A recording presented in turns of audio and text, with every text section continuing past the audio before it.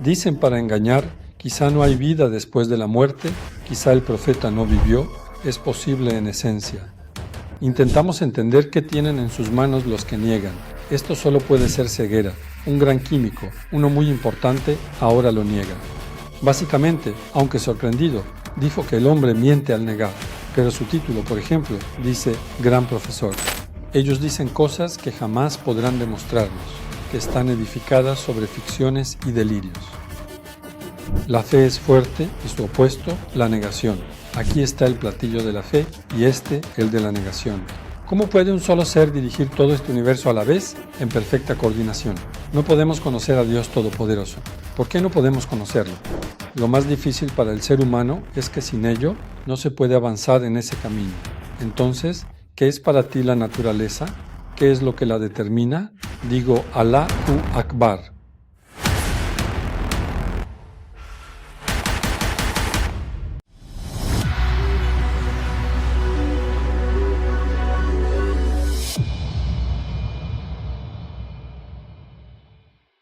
Para engañar a la gente dicen cosas como, podría ser así, tal vez no vivió, quizás no existe, intentan engañar a la gente presentando posibilidades teóricas. Hay un gran abismo entre que algo sea posible en esencia y que no lo sea lógicamente. Nasret Hinoka usó esto. Por ejemplo, él intenta echar levadura al lago.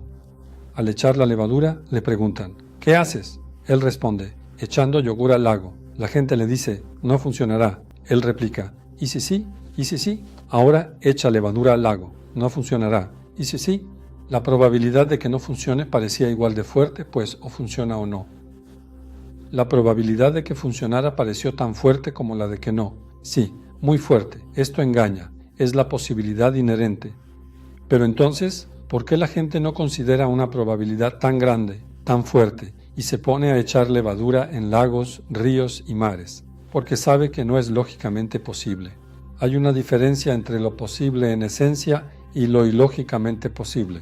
¿Cómo lo usan? De este modo. Por ejemplo, alguien dice, quizás no haya vida después de la muerte. Es posible que no la haya. ¿Cuál es tu prueba de ello? Puede que el profeta no haya existido. Cierto, en esencia es posible. ¿Y cuál es tu prueba de que el profeta no existió? ¿Cómo puedes demostrar que no vivió? Esto entra en el apartado de demostrar la inexistencia.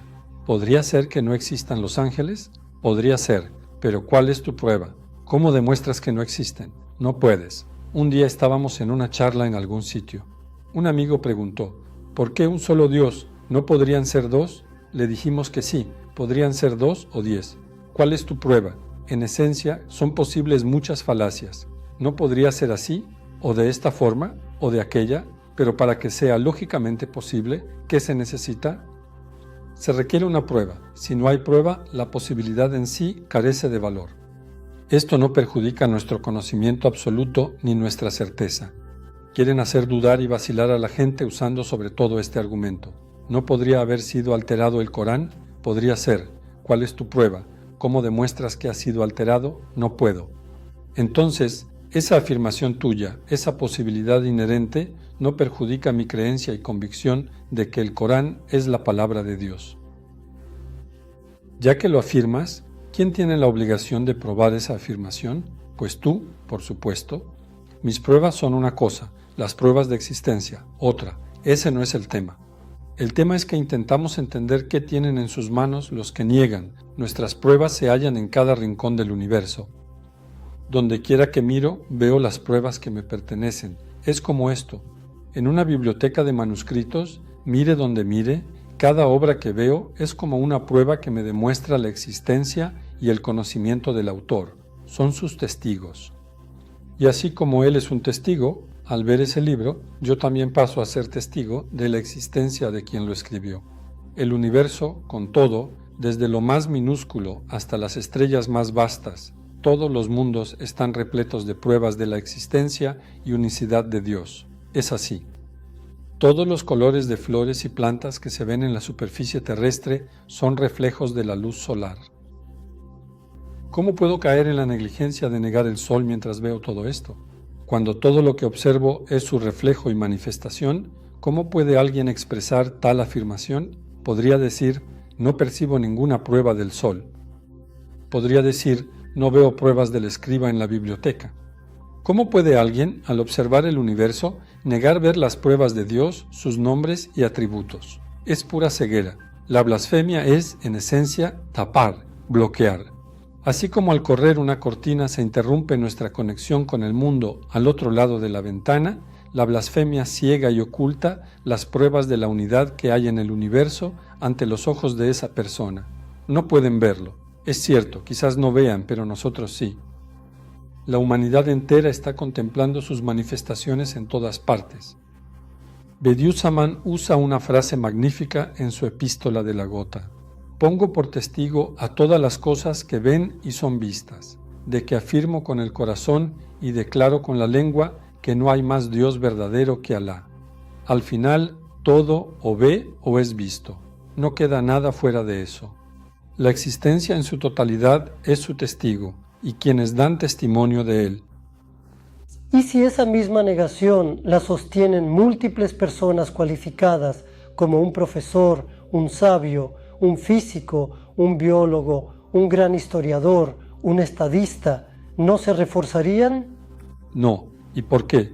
Porque como dijimos al principio del tema, hay una gran diferencia entre no aceptar algo y negarlo. Si una persona niega algo, está obligada a demostrarlo.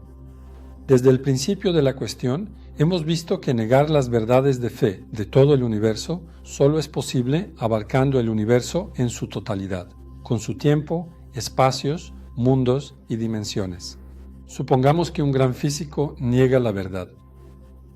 ¿Acaso niega este hombre, tras abarcar el universo, tiempo, espacio, mundos y dimensiones, haber constatado que Dios no está en ninguna parte?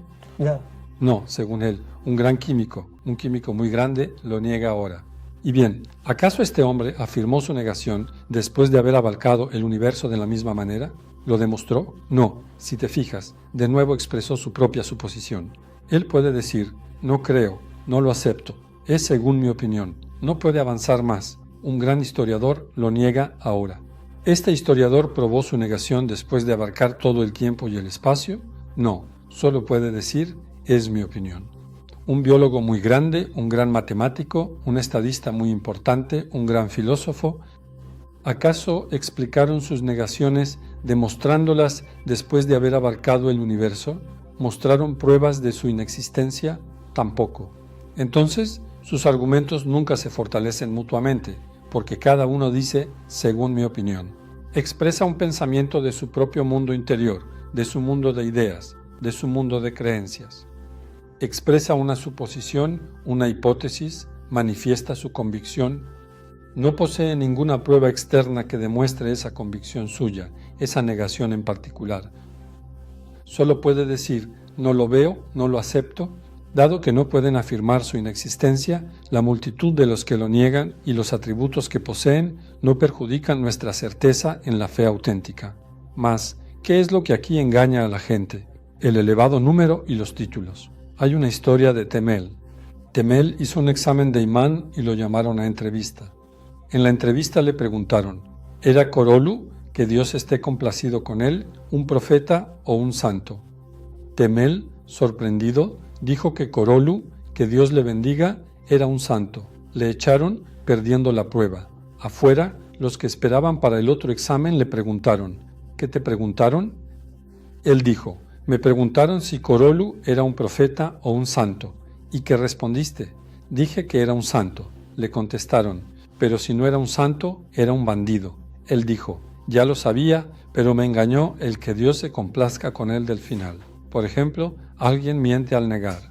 Pero al inicio dice gran profesor, miente más se dice gran historiador, miente más se dice gran biólogo, miente más se dice gran filósofo. No importa si los títulos van al principio o al final. Hacen que la gente crea que la mentira que pronuncian es verdad. Esto es un error, un engaño y una falsedad. Nos dicen cosas que jamás podrán demostrarnos. Por lo tanto, su gran número y los títulos que ostentan no tienen valor alguno en temas de negación de la fe genuina.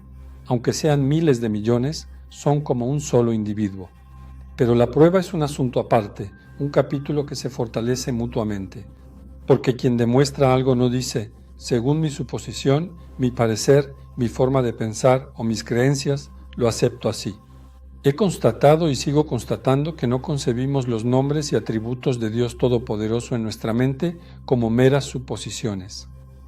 Al decir que Él es omnisciente, veo la existencia de un conocimiento infinito en el universo, desde las partículas hasta las estrellas, en el espejo de la creación, y las ciencias me confirman esto.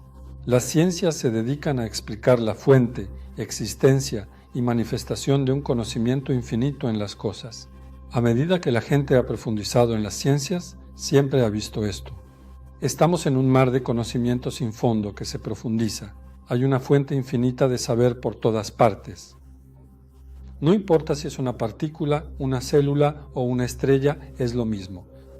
Al decir que es omnisciente, no es una suposición, creencia o filosofía, sino algo evidente. Cuando digo que Él es sabio, estoy expresando lo que veo. El universo entero, con cada ser que contiene, es como un espejo que ilumina todo con manifestaciones de una sabiduría infinita. Al ver esto, no es una suposición ahora mismo.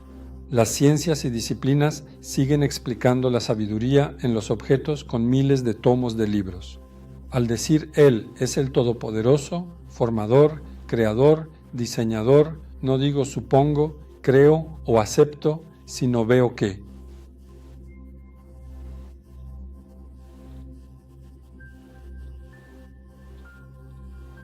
Por eso, al expresar nuestra fe, empleamos el testimonio Ashhadu an la ilaha illallah. Yo doy testimonio de que Él es el omnisciente, el todopoderoso, el voluntarioso, el creador, el sabio, el que todo lo predestina, el formador, el educador. En una persona, más de 70 nombres se manifiestan claramente. Nos enfrentamos a infinitas manifestaciones en cada criatura y ser. Expresamos lo que contemplamos. Alguien puede cerrar los ojos y decir, no veo, o voltearse y decir, no sé nada, pero nosotros sí vemos. Su juicio es de su mundo interno, pero yo hablo de la realidad objetiva.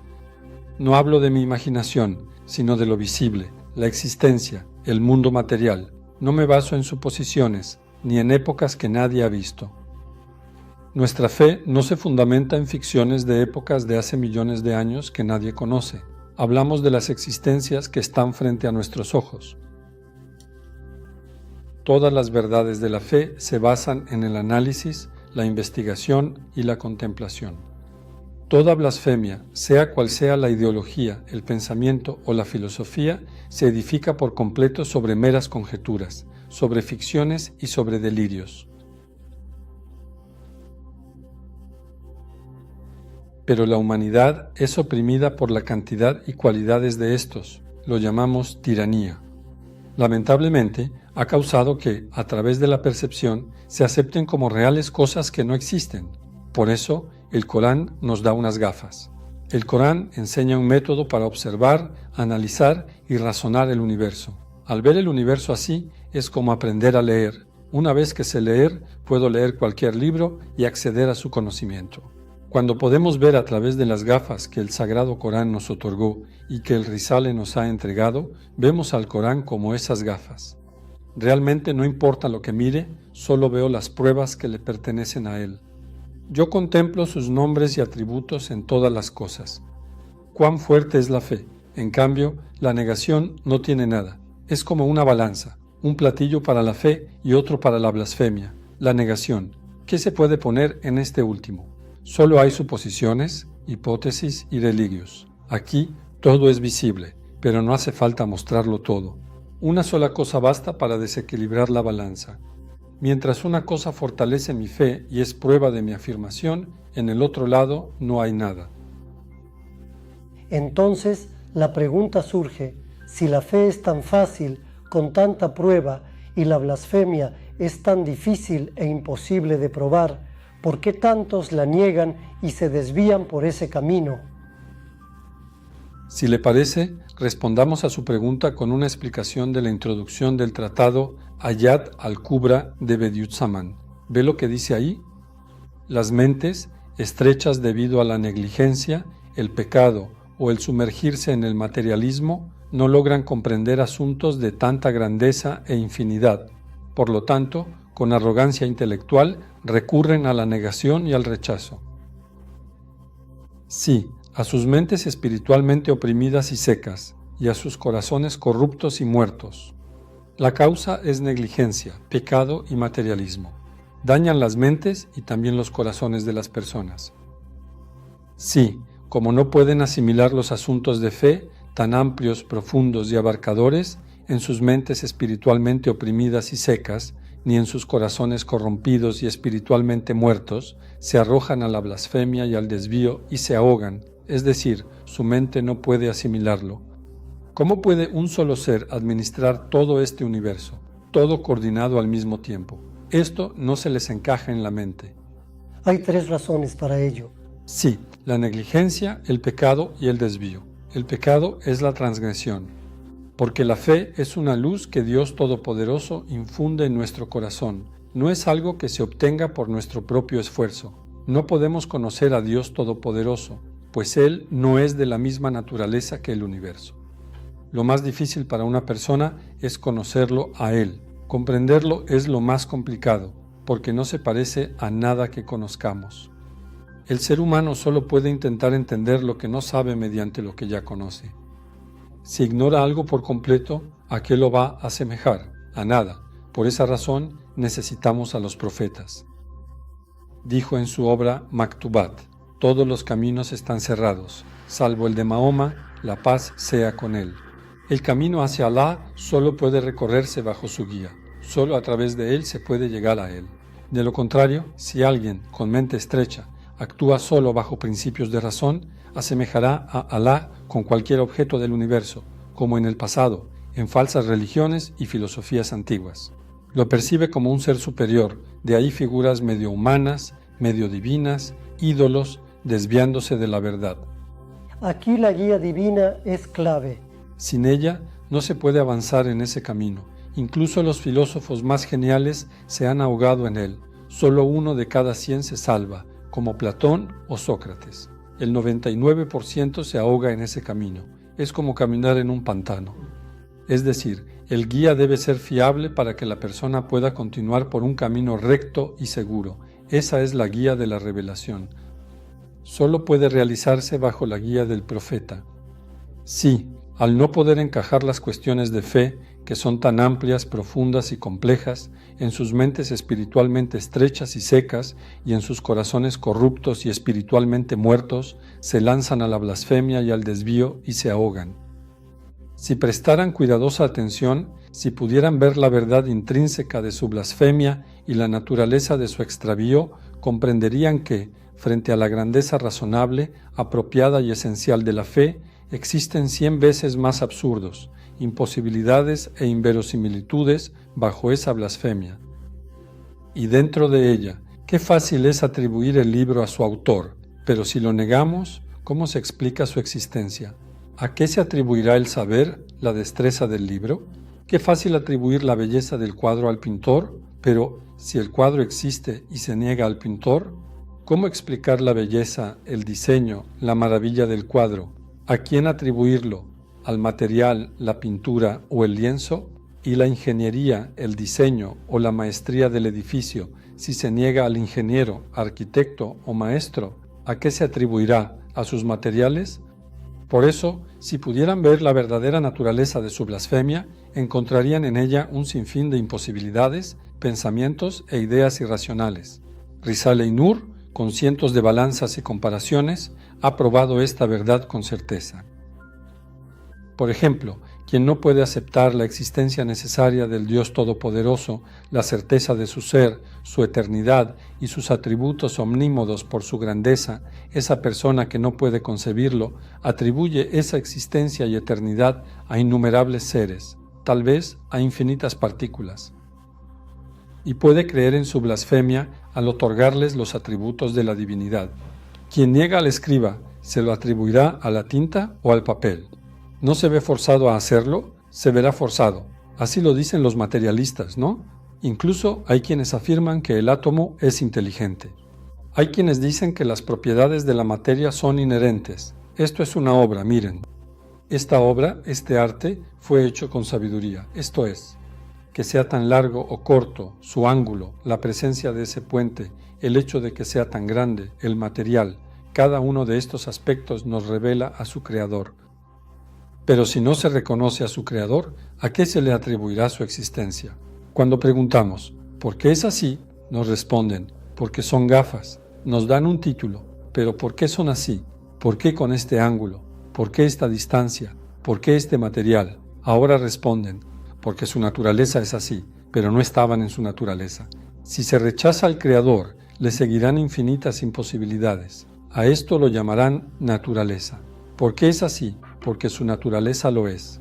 ¿Por qué este árbol es así? Porque su naturaleza lo es. ¿Por qué este pájaro es así? Porque su naturaleza lo es. ¿Por qué este elemento se comporta así? Porque es su naturaleza. ¿Pero qué es la naturaleza? ¿Qué la determina? Al final, todo lo que vemos en el universo son movimientos explicados por la ciencia. Se trata de la unión de átomos, moléculas, elementos y cuerpos, que se organizan en diversas relaciones, posiciones y formas. Esto no puede ser la naturaleza. Ya lo mencionamos el otro día, la molécula de agua. Antes de que el hidrógeno y el oxígeno se conviertan en una molécula de agua, están en un estado mixto de gases, en cualquier estado, cualidad o condición en que se encuentren. Cuando se transforman en molécula de agua, lo único que cambia es esto. El oxígeno y el hidrógeno se ordenan según un sistema. Su esencia no cambia. El oxígeno sigue siendo oxígeno. El hidrógeno sigue siendo hidrógeno. Algo así nunca ocurrió. Que al unirse surgiera un elemento nuevo que no existía. No, nada de eso. La única diferencia entre el antes y el después es la disposición. Fue por su alineación a cierta distancia y ángulo. ¿De dónde salió el agua? Dice, esa es su naturaleza, pero lo que llama naturaleza no le pertenece. Al decir flor roja, pregunto, ¿por qué roja? Me responden, es su naturaleza. Digo, esta es verde y él, su naturaleza es verde. Es amarilla, digo, y él, su naturaleza es amarilla. Pero en la naturaleza de esas flores no está el ser amarillas, verdes o rojas. Entonces, ¿cuál es su estado? Esa condición en la que se encuentran es una manifestación de la luz del sol. Esos estados solo llevan a la manifestación. Se convierten en un medio para que se vea algo que no proviene de ellos mismos.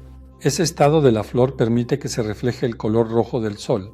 La disposición de los átomos y partículas de la otra hace que se vea el color amarillo del sol. La disposición de los átomos, moléculas y elementos de la otra flor, a su vez, permite que se vea y refleje allí el color verde, que tampoco es suyo, sino del sol. La unión y disposición diferente de los átomos y elementos no nos muestra algo que les pertenezca. Provocan el reflejo, la manifestación y la visión de algo que no poseen. A esto lo llamamos manifestación. Los átomos se alinearon así, resultando en una manifestación diferente, es decir, actúan como espejos. Del mismo modo que las flores hacen las veces de espejos para que se pueda ver la luz del sol. Todo el universo con su materia actúa como un espejo para Dios Todopoderoso. En el espejo del universo contemplamos las distintas manifestaciones y nombres de Dios. Continuemos aquí. Así, todos los principios de la fe y del Islam, fundamentados en su propia grandeza y requisitos, nos rescatan de las terribles imposibilidades de la blasfemia, de sus salvajes supersticiones y su oscura ignorancia, conduciéndonos a una perfecta sumisión y entrega con una comprensión total. Con plena comprensión se asientan en los corazones puros y en las mentes rectas, libres de dudas, susurros o vacilaciones. Por eso, con serenidad, tranquilidad, seguridad y confianza, decimos Allahu Akbar, decimos La ilaha illa Allah, pronunciamos las palabras Ashhadu an la ilaha illa Allah